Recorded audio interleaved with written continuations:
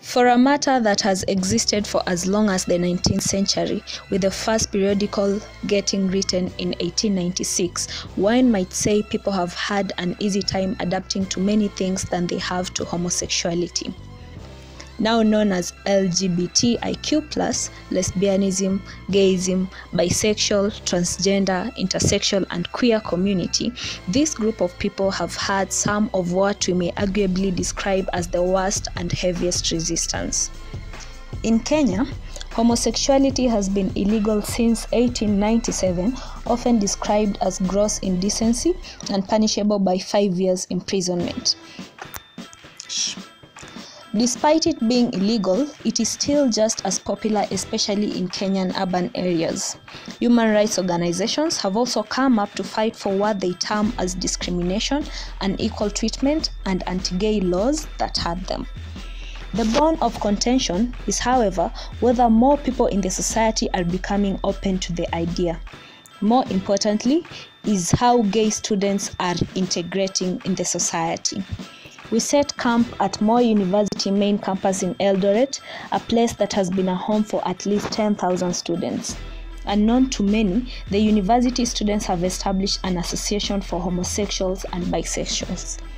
The association not only seeks to protect the rights and freedoms of their members, but also acts as a support group for this community that has long been discriminated against.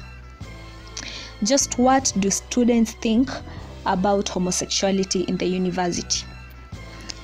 These and many more challenges are brought about by the various misconceptions and perceptions that straight people have against homosexuals. My name is Sheila Waswa, and I'm a student at my university, School of Information Sciences, pursuing media science. And what I love doing outside there, people know me as a digital strategist. So what I can say about LGBT, okay, I don't really support it, and I don't like the aspect of seeing female going together like, oh, we love each other or something of the sort. Okay, love is supposed to be something that people just get to be connected to somebody. It doesn't really mean that you have to do other things apart from what we know, what the normal we know, like girls and girls, like, you know, okay, girls can kiss, alright. But the other things, man, how will they even satisfy themselves? I don't know how they do it. I don't know how they do it, but I guess that's kind of, it's like they lack something. There is some kind of a hormone that is not working. And maybe if it is given sometime, maybe some mentorship, and then they're being talked to, and with some time they can at least get to engage in men or something like that. So if some, in the case of people who, most students who are lesbians in campus, okay, fine. Campus is not like high school where you can say we have a uniform girls school, a uniform boys school, and stuff that girls can't get a chance to interact with them. And in campus you have so many people. It's like a mixture. So I don't see a reason to why most of the people will go.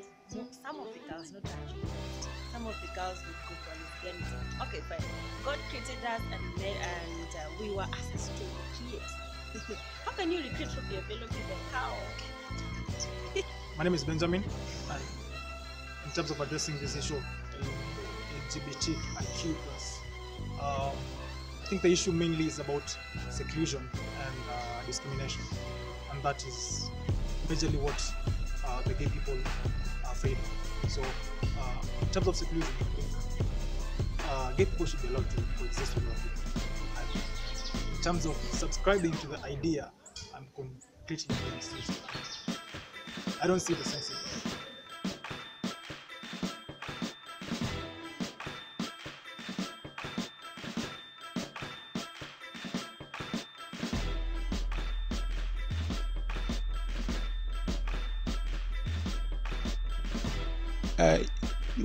We this straight people didn't consciously make the decision to be straight when they were born. So it's not fair, or it's not even right to say that gay people made a choice to be gay or to be lesbians when they were born. And when it comes to intellect or intellectual capacity, gay people and straight people are exactly the same when it comes to intellectual capability. So regardless of someone's sexual orientation, everyone is still a human being. So being straight doesn't even make you smarter or more attractive or more talented than someone who is in the LGBT community. Anyone can be rude. A gay person can be rude, a straight person can be rude. A gay person can be kind, a straight person can be kind. So it's a matter of personal choice of the individual and not sexuality, not their sexuality.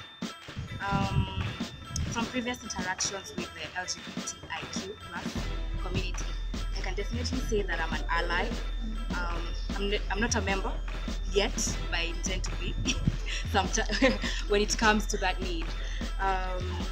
Given the cognitive dissonance that exists right now in New University, it definitely sets them apart from the society. They don't have the platform or the freedom to express themselves. They don't have the advantage that most of us have as straight people when it comes to expressing themselves in a sexual way. With that in the society, it helps them become people who they are not, and it pulls us back because we do not really know how to tackle certain issues or the challenges that they are facing.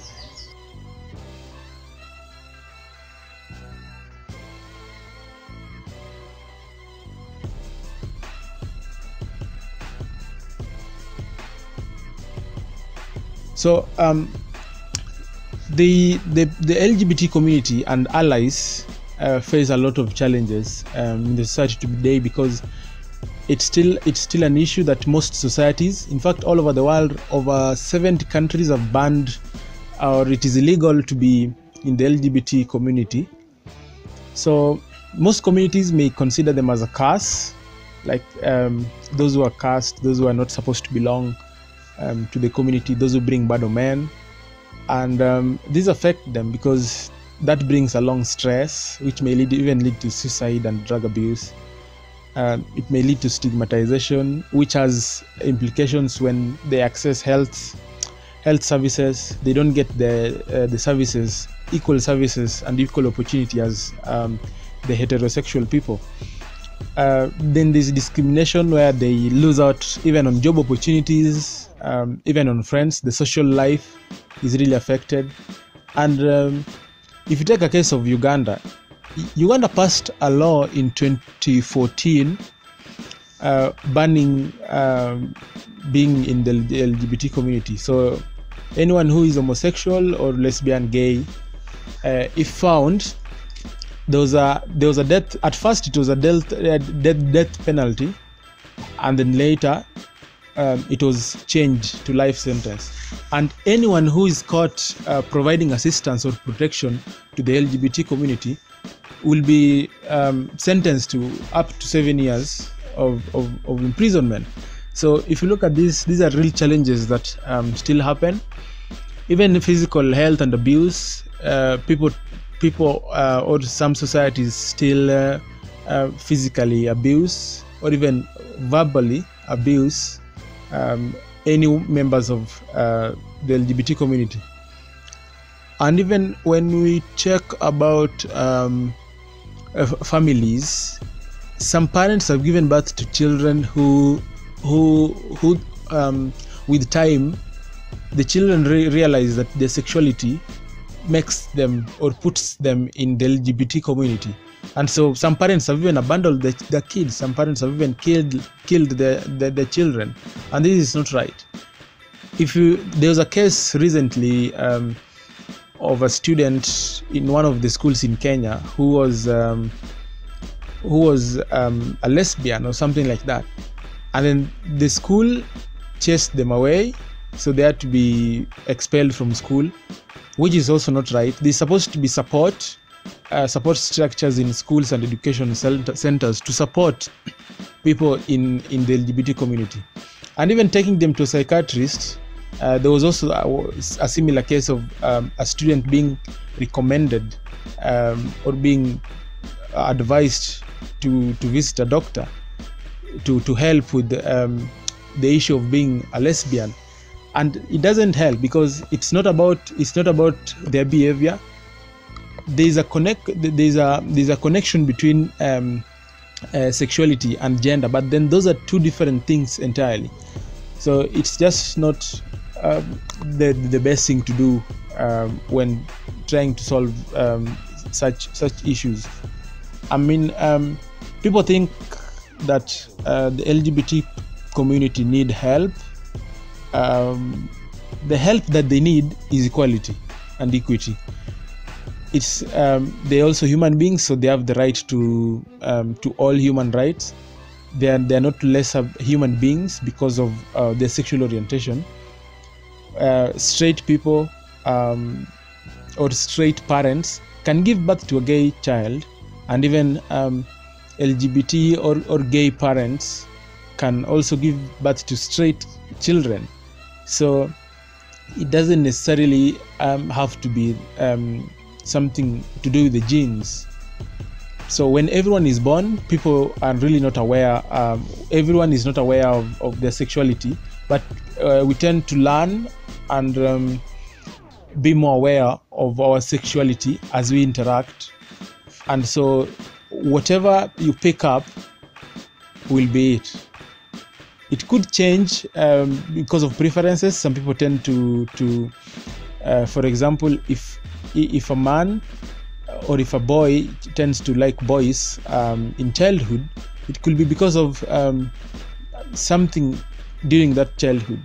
But when they grow to become adults and they go maybe over 18 and they realize or discover this different sexuality, that is who they are. So it's not a sin. It's not a lifestyle that they choose. It just happens.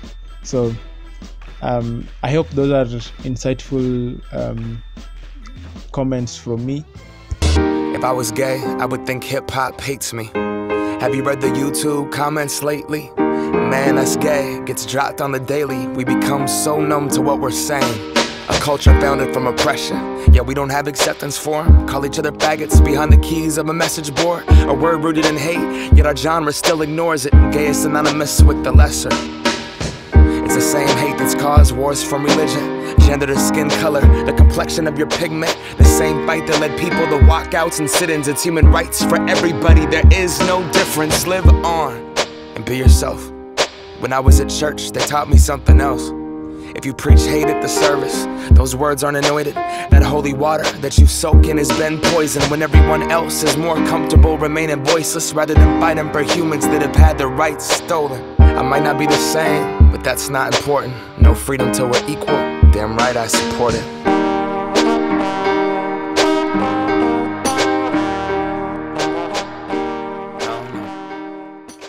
As a society, and being Africans mostly, we try to make everything to fit in a specific standpoint. So we should broaden our views and our standpoints. We should allow for people to be themselves.